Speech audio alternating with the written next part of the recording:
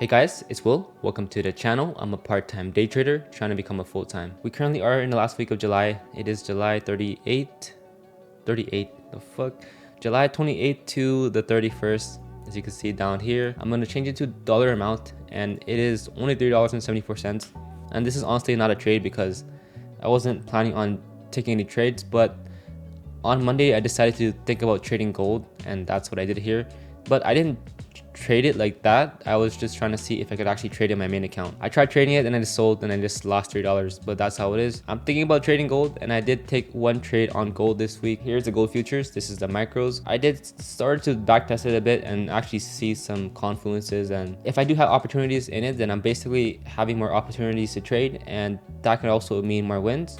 But that can also mean more opportunities to lose more trades. Backtesting, I only seen like probably a couple trades in a month, so it's not nothing crazy. The main market will still be the Nasdaq and the ES. The day I took my gold trade was on July 30th, which was here, and I did have a zone right here. You see how there's a pretty nice low down there. That is the demand zone, and I was basically looking for a break and retest short. It looks pretty good in the charts, but I did not get it. I did not win in the trade. I did take 2 losses. I do also have this demand zone on this area right here, which is the 33.45. And this is my first time trading gold, so I'm not really used to it. So let's go to the 2-minute time frame. And I did get chopped up honestly over here. So when I did come into the day, the first couple minutes happened and then I got my alert. So I looked at gold. It didn't break it. It wicked back up. I put my alert back down here again because I don't want to watch it. I don't want to watch it because I'm watching the ES and the Nasdaq. I put my alert back there. It hit again once I started seeing it fall down and it was rejecting. I just took my play right there. Kind of knew it was pretty close. I kind of knew it was like pretty too quick to enter, but I just entered it anyways. I don't know. I immediately just lost right there because it wicked back up. It was just too early of a trade. There was no retracement. It was like, you see all these candles, how is this going down? And then usually there's a retracement. Like there's usually has to be a green candle or like it retraces back. And then I just lost right there. It happened again. It went down. And it was just too aggressive, too quick that I just didn't get into that one. And guess what? It went back up. At this point, I'm like, okay, maybe it's dead. This level is not really getting respected that much. It does wick right there, and then that could also be a break and retest long. But even then, that was not even my 3-to-1. Like let's say I got it here, I put my stop just below this wick. This wouldn't be a 3-to-1. Like it'll be short. And I was thinking that taking that play, but if I look out into like the previous day, the market is bearish. We see the previous day's lows is right here, and then the pre-market low is around this area right here. The reason why I was interested in shorting is because we are under previous day's lows, we are under pre-market lows, so we are weak in the coming to the day. Also, since the pre-market low and the previous day's lows doesn't really align properly, then I'm not really interested in taking this like break and retest short because we're already below that and it's not really aligning together. So I look for the next demand zone, and if I go to the left, this area looks pretty solid right here. So that's why I'm waiting for a break and retest short. I have 3 confluences. I have the previous day's lows, I have the pre-market lows, we're under that, and I have the break of this demand zone. If I'm comparing this to my couple weeks ago and just like my whole trading journey is like, I never had this type of confluences. Now I'm trying to see what my A+ strategy is, and I feel like it's a good trade, but now I'm just like, it's all about execution, it's all about the timing, and I did not time it properly. That's why I didn't want to long it, because I just had a feeling it wouldn't be strong, and guess what, it was still weak. And I was thinking maybe I just have to give it this low of the pre-market low, and I just could have got my trade right there once I just did that break and retest. But then I'm just ignoring this demand zone right there, so I didn't want to do that either. Later day, after this was still rejecting, I'm like, okay, this is still rejecting the pre-market lows, but I don't really want to give it to like some random area and just like give it like this. Like it just doesn't really make sense. And also the first trade when I got in, I actually don't have live trades, but I got in around this area right here. Like it was pretty low. I feel like I almost chased it, but then I had to give it this wick high right here. My stop loss was a 4.6 because I was giving it this wick high right there. And I normally target 3-to-1s. That's what I'm normally going to be targeting. Sometimes a 2-to-1, but it really depends. So my 3-to-1 will be down here. You see how it's breaking this demand zone. I'm not really respecting this demand zone anymore. That's not a good idea. It's because I'm just like hoping for markets to break. Even though it did break, it's like I'm just like ignoring things. I'm just ignoring levels. Right here is the low that I was trying to short. And if I do zoom out the 33.45, that is basically this low right here, around that low. So that's why I was like, after I got into the play, I was immediately trying to tell myself I want to get out. And if it hits break even, then I'll just sell out because I know that this doesn't make sense right here. So I'm not liking the trade. Why did I get it in the first place? Because it was projecting my level and it was working. And I was like, okay, let's just give it some random high. Let's give it to this wick high right here. Still have a proper risk. I'm not used to gold. I'm not used to this risk reward. And I'm like, okay, this is way too far. It doesn't make sense anymore. And then I was like, I want to get out. It didn't go back down to make me a break even. And sometimes it might be working a little bit and I still try to hold. And then it goes back and then I wait for my stop loss. But at this point, I feel like I should just get out. Even if I'm in a small loss, I should just get out because it's better than making a bigger loss when I'm not confident in the trade. So why should I stay in the trade if I'm not confident? I lost about $34 on that trade. Nothing crazy on that. Yeah, later date, it does do that break. And then it's like too quick of a retest. Like it's just like 2 candles. And that's because I didn't take the trade because it just went back up. And at this point, I'm like, okay, this area is very choppy. All right, I'm not going to take a look at it again. I went back to my ES and NASDAQ. I wasn't going to trade again. But then I just kept looking back at the chart.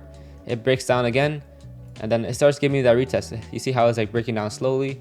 It gives me that retest. At this point, I still kind of feel like it feels like it just needs more room or something, because this retest is like not the greatest, but it's still a decent retest, and I still took the trade. Took the trade on this candle right here. I gave it a risk above the high, so I'm not sure, maybe like a 2-point range or something.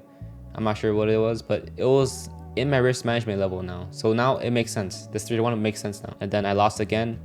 You see how it goes up and then it goes back down. And then this finally is the breaker retest. And I can just sit here and just say, is it the timing or is it the charts actually just like being dumb and just not respecting the level? Because over here, it's like really choppy. But finally, when it does give me that breaker retest, the whole downside just works. Like this whole area just worked super well. That's like, I could have just got like a 7-1 or 6-1, like 5-1. Like it's so good that it just worked out like quickly, and I just got the timing wrong. I can say the level is choppy, but then when I do zoom out to the 30 minutes, look at this level here. You see how it's rejecting this level here, and then later it does a bigger time frame break and retest. You see how it breaks down fully, and then it goes all the way up here, and that is also another break and retest right there.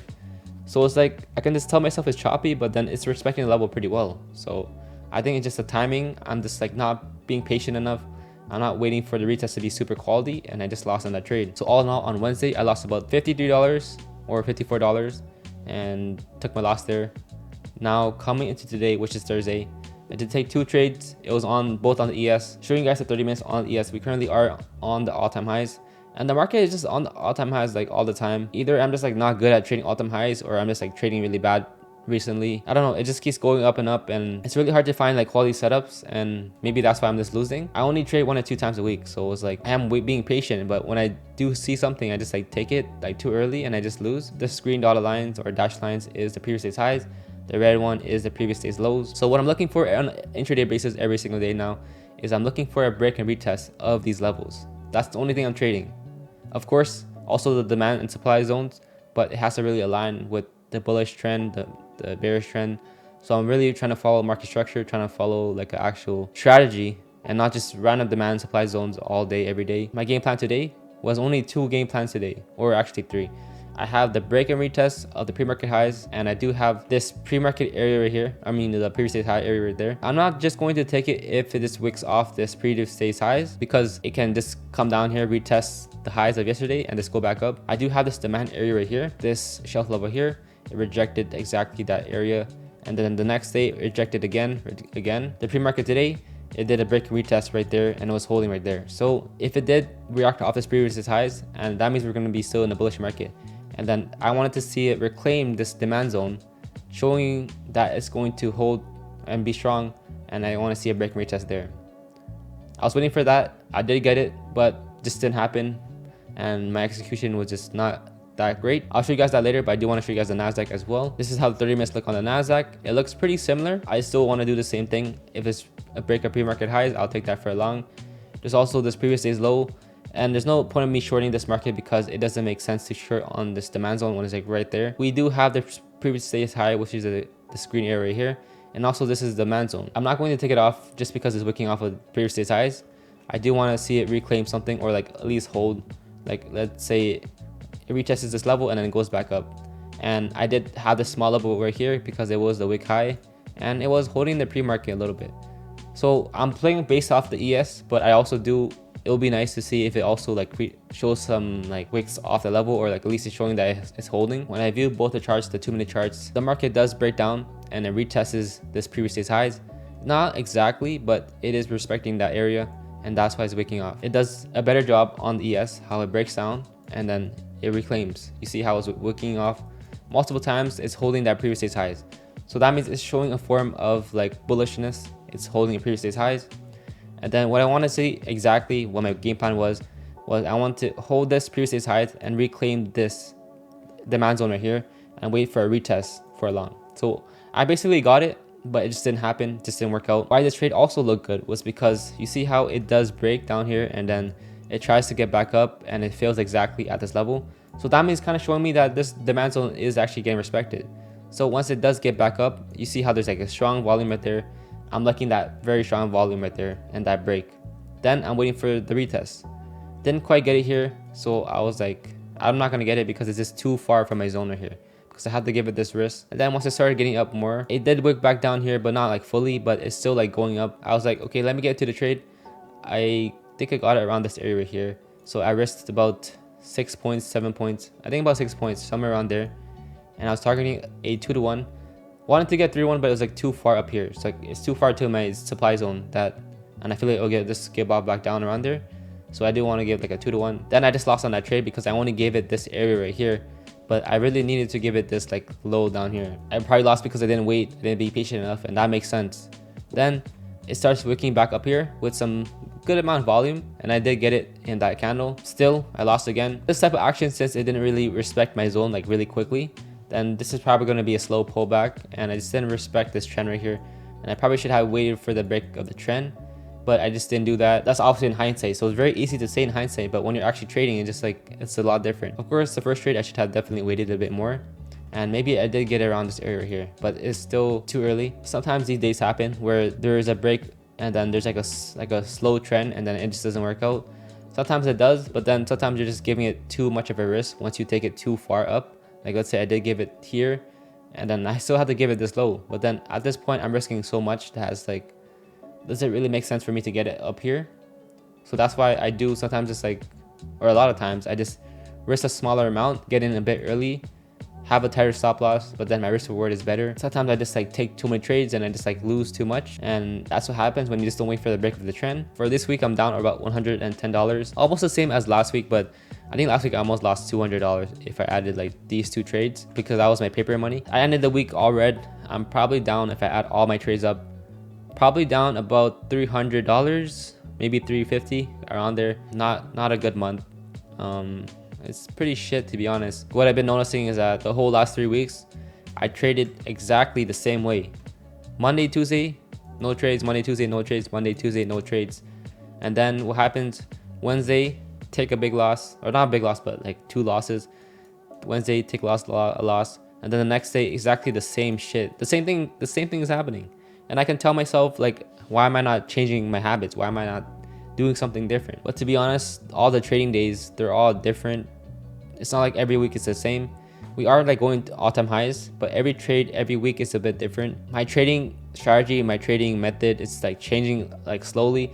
It's like I'm trying to develop something here and something's changing a bit. Small things that I'm tweaking, they're gonna change my psychology a little bit. They're gonna be changing what I'm looking at every day, and I'm just taking time to adjust to it. We do have one more trading day tomorrow, which is the Friday, but it is on August, so I may update this if there's a trade tomorrow. But we'll see how the next month goes. This month definitely not the greatest, and it's crazy. I only won 1 trade on this day right here out of how many trades I took this month. I am going to do a monthly review on my July, but this is just a weekly review, and just stay tuned for that. All right, we are back, and I don't know, it's a crazy day.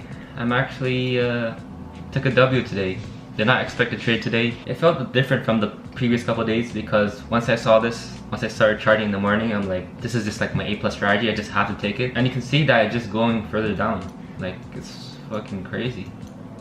And you just gotta trust the process. In this trade, I made $173, and that basically took out all my losses this week.